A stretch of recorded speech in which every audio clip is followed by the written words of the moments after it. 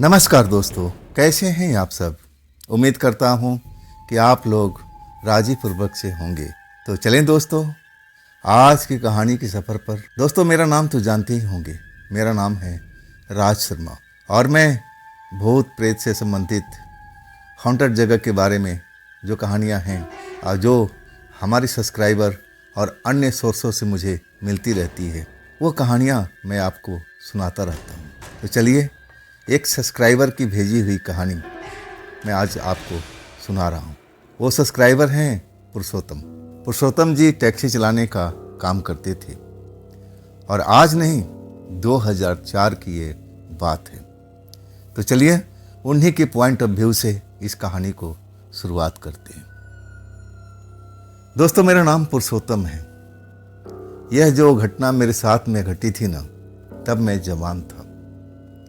लगभग वो गर्मी का महीना था और मैं एक ऐसे क्षेत्र में टैक्सी लेकर के, वो भी रात के टाइम में गया था, जो अच्छे अच्छे जाने से भी डरते थे। जो भी उस परिवार हमारी टैक्सी में बैठा था, वो भी मैंने देखा था। जब मैं उस क्षेत्र से निकल रहा था ना, तब वो लोग डरे हुए दिखाई दे रहे थे। अतः मैं उनसे पूछा कि आप लोग ऐसा क्यों डरे हुए हैं? क्या बात है, हमारी टैक्सी में हो और हमारी सुरक्षा में हो, तो आप लोग को डरने की कोई मतलब ही नहीं होना चाहिए। उनमें एक जवान लड़का था और दो बुजुर्ग थे, यानी उनके माता पिता थे। माता पिता तो बिल्कुल शांत थे, लेकिन वो जवान लड़का कह रहा था कि भैया, आपको पता नहीं इस जगह के बारे में जहाँ से हम इस टाइम गुजर रहे हैं। ये जगह बहुत ही खराब है। मैं पूछने लगा कि भैया, खराब कहाँ मुझे दिख रही है? यहाँ तो हरियाली भी है, खेत भी है, पेड़ पौधे भी दिखाई दे रहे हैं, तो अब कैसी खराब हो सकती है? क्या कहना चाहती हो? हाँ, तब कहने लगा, भैया, आपने कभी भूत प्रेत का नाम सुना हुआ है? मैं मन ही मन हंसने लगा। मैं तो बहुत बार भूत की फिल्म देख चुका था, किताबें, बड़ा इंटरेस्ट आता था मुझे इस कहानियाँ पढ़ने में, लेकिन एक कहानी की तरह मैंने कभी देखा नहीं था, ना कोई अनुभव किया था। मैं कहने लगा, हाँ भैया, मैं अच्छी तरह जानता हूँ भूत प्रेत को, फिल्में देखा करता हूँ। तब वो नौजवान कहने लगा, भैया, फिल्म वाली बात नहीं है। यहाँ पर ये जो रोड का आप देख रहे हो, जिस पर हम चल रहे हैं ना, यहाँ पर कब क्या हो जाए, कौन नज़र आ जाए, कुछ कहा नहीं जा सकता है। ये एक तरह से हॉन्टेड एरिया है। मेरी हंसी छूट रही थी, लेकिन मैं टैक्सी ड्राइवर था और मैं ऐसा कर भी नहीं सकता था। वो रोड पूरा सही सलामत मैं उनको घर तक पहुंचा दिया था और 11 बज चुका था रात का। जब वो अपने घर पहुंच जाते हैं ना, तब वो चैन की सांस लेते हैं। हाँ, मैं तो मन ही मन बड़ा हंस रहा था कि देखो, आजकल भी पढ़े लिखे नौजवान और ऐसी ऐसी बात सोचते हैं। चलो, हम भी कुछ तो पढ़े लिखे हैं, लेकिन इसकी इतना तो नहीं पढ़े हुए। मैं मन ही मन अब उसके डर पर मैं हंसता रहा। कमाल की बात थी, उसके जो माँ बापा थे ना, वो भी बहुत डरे हुए दिखाई दे रहे थे। जब मेरी टैक्सी से उतर जाते हैं, अपने घर में आ जाते हैं, तब उनको सुकून मिलता है कि हम सही सलामत आ गए थे। ऐसा क्या था, मुझे तो कुछ नज़र भी नहीं आया। खैर, मैं अपना भाड़ा वाड़ा लेकर के निकलने लगता हूँ। तब नौजवान लड़का कहता है, भैया, थोड़ा संभल के जाइएगा, रात हो चुकी है ना, आप अकेले भी हो। अगर तो आपको कोई रोकने की कोशिश करे ना, तो बिल्कुल मत रोकना। मैं मन ही मन हंस रहा था उसकी बात पर और फिर मैं कहने लगा, ठीक है, मैं आपकी बात को समझ गया हूँ। अब मैं निकल पड़ता हूँ फिर टैक्सी लेकर के और उसी एरिया में पहुँच जाता हूँ। गर्मी का टाइम था। अचानक मुझे प्यास लगने लगती है और इतनी प्यास लगती है जैसे मेरे होंठ सूख रहे हो। अचानक मेरे ये जो बदलाव आता है ना, तो मैं थोड़ा इस चीज़ पर ध्यान भी नहीं देता हूँ। बोतल का पानी था, निकालता हूँ और पानी गर्म हो चुका था, लेकिन गर्म पानी भी मैं प्यास बुझाता हूँ तो प्यास बुझती नहीं है। बोतल का पानी ख़त्म कर देता हूँ, लेकिन फिर भी मेरा प्यास अभी जगी हुई थी और मैं आगे निकलता जा रहा था। मैं देख रहा था कि आते वक्त मैंने एक हैंडपम्प देखा था। जब मैं उधर से आ रहा था सवारी को लेकर के ना, तो मुझे एक हैंडपम्प दिखाई दिया था, बिल्कुल रोड के बगल में ही था और वहाँ पे एक झोपड़ी सी लगी हुई थी। वो उसी जगह पर उस लड़के ने बोला था कि भैया, यहाँ पर कौन कब निकल के रोड पर आ जाए कुछ कहा नहीं जा सकता है। मैं तो बिल्कुल डरा नहीं। रोड बिल्कुल खाली था। मुझे प्यास लग रही थी, मुझे ठंडे पानी की तलाश थी। अब एक बोतल जो मेरे पास में पानी था वो तो मैं पी चुका था कभी का, लेकिन अभी प्यास बहुत ज़ोरों से लगी हुई थी। मन कर रहा था कि ठंडी पानी मिल जाए, मज़ा ही आ जाए। अचानक मैं उसी जगह पर अब पहुंच जाता हूं। वो हैंडपम्प मुझे अब दिखाई दे देता है। देर नहीं करता हूं ब्रेक लगाने में। इसके बाद अपने बोतल ले करके और हैंडपम्प के पास पहुंच जाता हूं। बोतल में पानी भरता हूं और इसके बाद पानी से प्यास बुझाने लगता हूं। वाकई उस हैंडपम्प का पानी बढ़िया भी था और बिल्कुल ठंडा भी था। जी भर के प्यास बुझाने के बाद अब फिर बोतल भर करके मैं टैक्सी की तरफ आने लगता हूँ कि चलो अब यहाँ से निकला जाए। प्यास भी बुझ गई और एक बोतल पानी भी रख लिया हूँ। अब इससे ज़्यादा मेरे पास में कोई बर्तन थे नहीं कि मैं पानी रख पाऊँ। वही इकलौता बोतल था, वही खाली था। जैसे ही मैं टैक्सी में सवार होने की कोशिश करता हूँ, एक बूढ़ा व्यक्ति ना जाने कहाँ से आ जाता है और जब मैं उसको देखता हूँ वो भी मुझे देखता है। मुझे लगा कि ये झोपड़ी में रहने वाला होगा, आसपास में खेत खलिहान का रखवाली करने होगा, मुझे क्या है। लेकिन जब वो मेरे पास में आ जाता है ना, तब मैं उससे पूछता हूँ कि बात क्या है काका, कुछ आप मुझसे कहना चाहते हो क्या। मुझे लगा कि जैसे वो परिवार ने बोला था कि बेटा इस रोड पर थोड़ा संभल के जाना, अगर तुम्हें कोई रोकने की कोशिश करे, हाथ भी दे तो बिल्कुल मत रोकना। मुझे लगा कि वो बूढ़े बाबा ऐसे ही मुझे सलाह देंगे, लेकिन वो सलाह नहीं देते हैं। मेरे पास में आते हैं और कहते हैं बेटा मुझे मेन रोड तक जाना है, क्या मुझे तुम वहाँ तक छोड़ दोगे। मैं उनको देख रहा था। गरीब परिवार से लग रहे थे, कपड़े भी सही ढंग के नहीं थे, मैले कुचले थे, लेकिन थे तो बुजुर्ग। दया आ गई। अगर उनकी जगह पर कोई भी होता ना तो मैं किसी को बिठाने वाला नहीं था। मेरा कुछ उसूल थे और मैं उसूल का पालन करता था। मैं उनका देखता हूँ, हैसियत देखता हूँ, कपड़े देखता हूँ। मुझे लगा कि ये बहुत गरीब परिवार से हैं। अगर इनको कोई ज़रूरत नहीं होती तो इस टाइम ये शायद मेन रोड तक जाते भी नहीं। मैं पूछता हूँ कि बाबा जी कोई समस्या है, कहाँ जाओगे इस रात में आप, अब तो आधी रात हो चुकी है। तब कहने लगे बेटा मुझे हॉस्पिटल में जाना है जो मेन रोड पर है, बस मुझे वहीं पर उतार देना। अब हॉस्पिटल का नाम सुनते ही अब मैं भी अब देखने लगा था कि ये ज़रूर बीमार हैं और तभी ये हॉस्पिटल में जा रहे हैं। मैं पूछता हूँ अकेले क्यों बाबा, आपका परिवार के लोग नहीं हैं, आपका बेटा बेटी कोई नहीं है। तब वो मेरी तरफ अपनी बड़ी बड़ी आंखों से मुझे देखते हैं। उनके आंखों में मैं आंसू अब झलकता हुआ देखता हूँ। तब मैं कहता हूँ कोई बात नहीं, कोई बात नहीं, आप बैठ जाइए, आप पिछली सीट पर बैठ जाइए, मैं गेट बुक खोल देता हूँ और पिछली सीट पर बैठ भी जाते हैं। मैं अपने टैक्सी संभाल लेता हूँ और स्टार्ट करके मैं चल पड़ता हूँ। कुछ ही दूर जाता हूँ ना, मुश्किल से 1 या 1.5 किलोमीटर, तभी मुझे 2 लोग अब हाथ देते हुए टैक्सी को नजर आए, जैसे उनको कहीं आगे जाना हो। एक तो औरत थी और एक पुरुष था। औरत अपना मुंह को ढके हुई थी और पुरुष भी उसी तरह से अपना मुंह ढके हुए था। बस शरीर नजर आ रहा था, कपड़े लत्ते अच्छे पहन रखे थे और जवान लग रहे थे। जैसे मैं उनको देखता हूँ तो मैं सोचा कि एक बूढ़े बाबा को तो बिठा ही लिया हूँ, ये भी बेचारे परेशानी में होंगे, अब ये भी पैदल जा रहे हैं, शायद मेन रोड तक इनको भी जाना हो, शायद हॉस्पिटल में भी जाएंगे। मुझे लगा कि रोक देना चाहिए, ये मदद करना चाहिए। मैं पैसे के लालच में अब उनको बिठा नहीं रहा था, बस एक मदद कर रहा था कि उस रोड पर अब कोई साधन भी नहीं था, रात आधी रात चल रही थी। तो मैं यही सोच करके टैक्सी रोकने का मन बना लिया था। जैसे ही मैं ब्रेक लगाने का कोशिश करता हूँ तभी पीछे बैठे हुए बाबा चिल्ला पड़ते हैं, बेटा रोकना मत, रोकना मत, तुम्हें मालूम नहीं कि ये लोग हैं क्या। मैं टैक्सी बिल्कुल कम स्पीड में कर दिया था, लेकिन अभी कुछ दूर पर वो लोग मुझे नज़र आ रहे थे, मतलब एक छोटा सा फासला ज़रूर था। मैं पूछा कि बाबा क्या बात है, क्यों ना रुकूं, ये भी आप ही की तरह मुसाफिर हैं, ये भी बेचारे फंसे हुए हैं। मैं मेन रोड तक इनको कम से कम छोड़ ही तो दूंगा, वहाँ से कोई ना कोई साधन तो मिल ही जाएगा। और तब बाबा कहते हैं कि तुमने अभी तक पहचाना नहीं इनको, अपना नज़र घुमा के सही ढंग से देखो, वो लोग तुम्हें बिल्कुल साफ साफ नज़र आएंगे कि कौन है। और मैं ऐसा भी करता भी हूँ, लेकिन मैं समझ नहीं पाता हूँ कि बाबा मुझे क्या समझाना चाहते हैं। कहता हूँ बाबा मुझे अब कोई फ़र्क तो नज़र नहीं आ रहा। और तब तक वो जगह आ चुकी थी और मैं ब्रेक लगा भी दिया था। ये सब बात करते करते कब जगह आ गई जब वो लोग अब मुझे नज़र आते हैं तो उस जगह पर मैं ब्रेक लगा देता हूँ।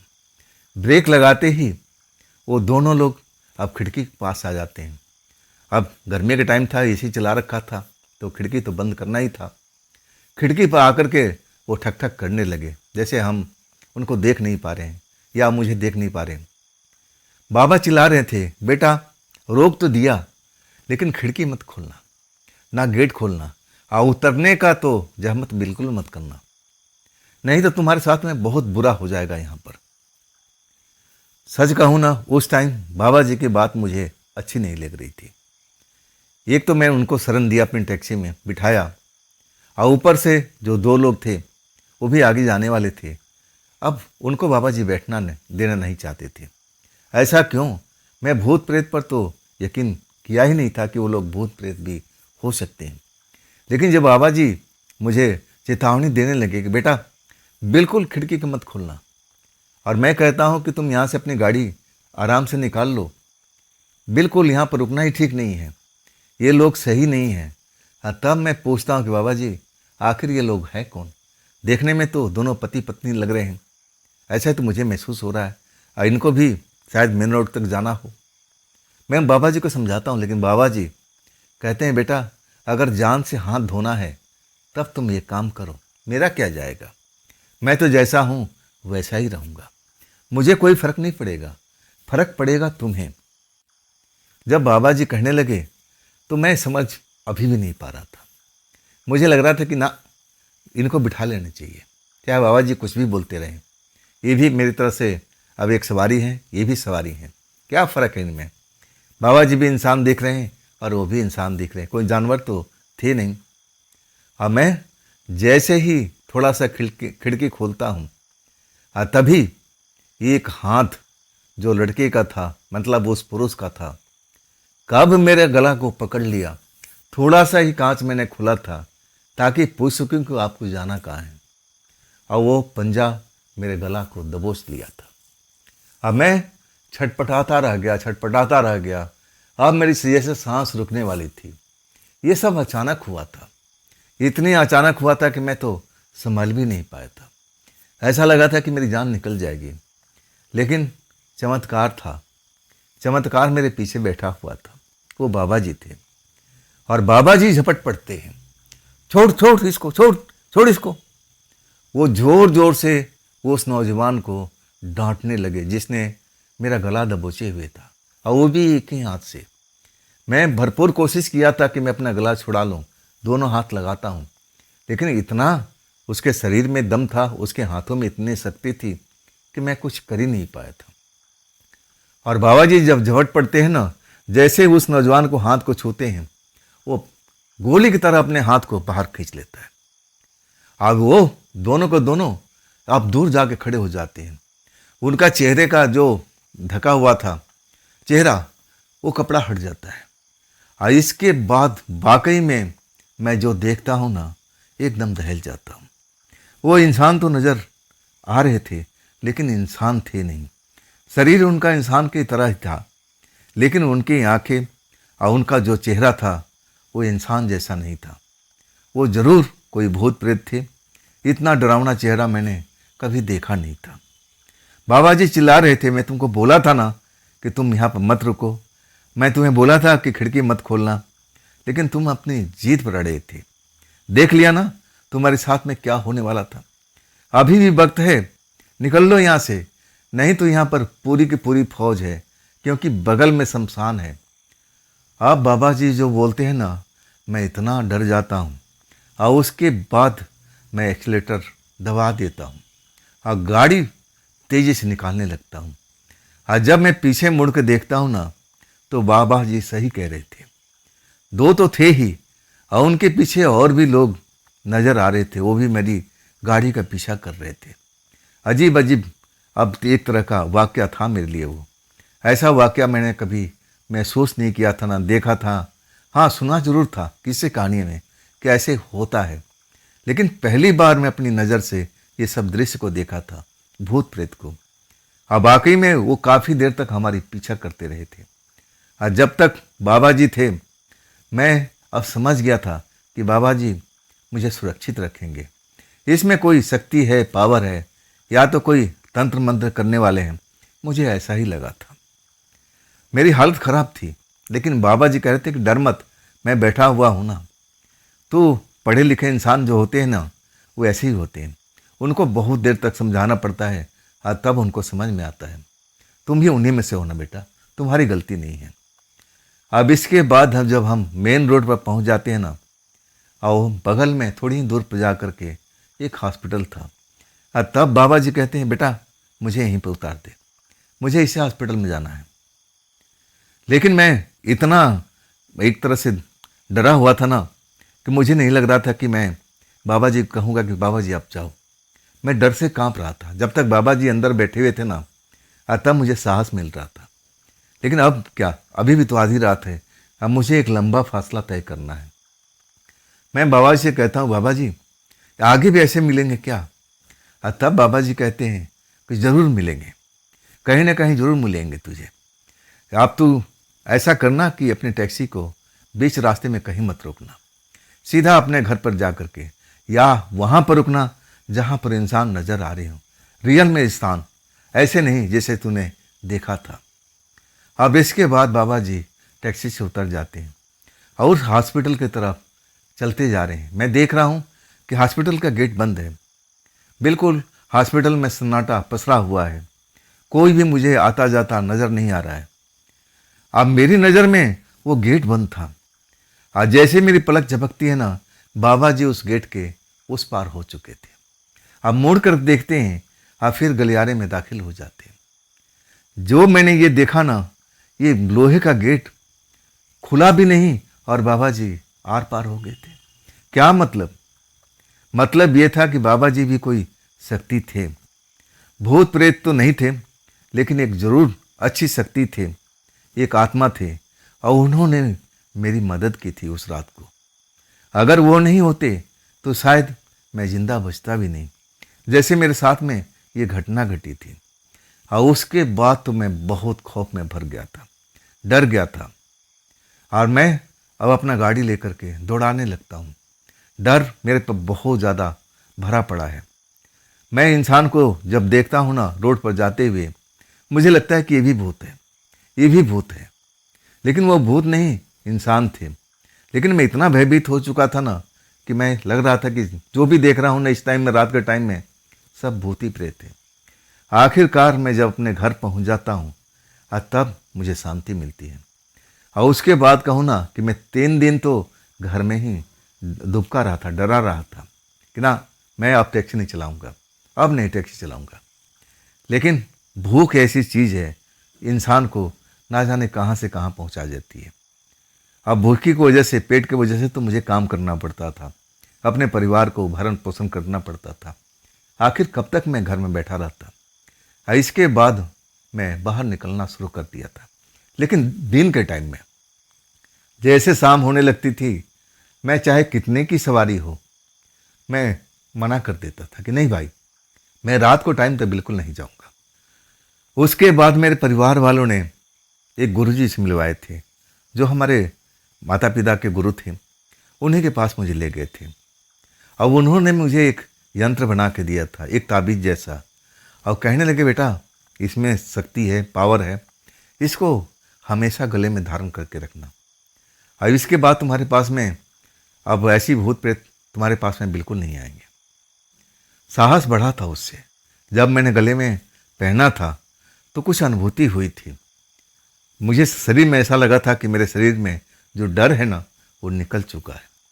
और इसके बाद मैं रात में भी काम करने लगा था, लेकिन एक निश्चित टाइम तक। जैसे ही रात को 10 बजता था, चाहे मैं कहीं पर हूँ, मैं एक सुरक्षित स्थान पर पहुँच जाता था, चाहे वो ढाबा हो या होटल हो या पेट्रोल पंप हो। अकेले तो मैं सफ़र करता नहीं था। अकेले जहाँ भी होता था ना, तो मैं सुरक्षित ठिकाने पर अब अपने आप को पहुँचा देता था, जहाँ पर और भी कोई लोग हो रात को रहते हैं। तो दोस्तों, ये थी आज की कहानी पुरुषोत्तम जी की भेजी हुई। ये कहानी आपको कैसी लगी कमेंट में ज़रूर बताइएगा। और दोस्तों, ये भी चैनल आप ही का है, तो इसको भी अपना प्यार दीजिए, लाइक कीजिए, सब्सक्राइब कीजिए, अपने दोस्तों को शेयर कीजिए और हाइप वाला बटन को ज़रूर इस्तेमाल कीजिएगा, दबाइएगा। और दोस्तों, फिर मिलते हैं ना कल की रात इसी चैनल पर और इसी टाइम पर। आप लोग अपना ख्याल रखिएगा। नमस्कार।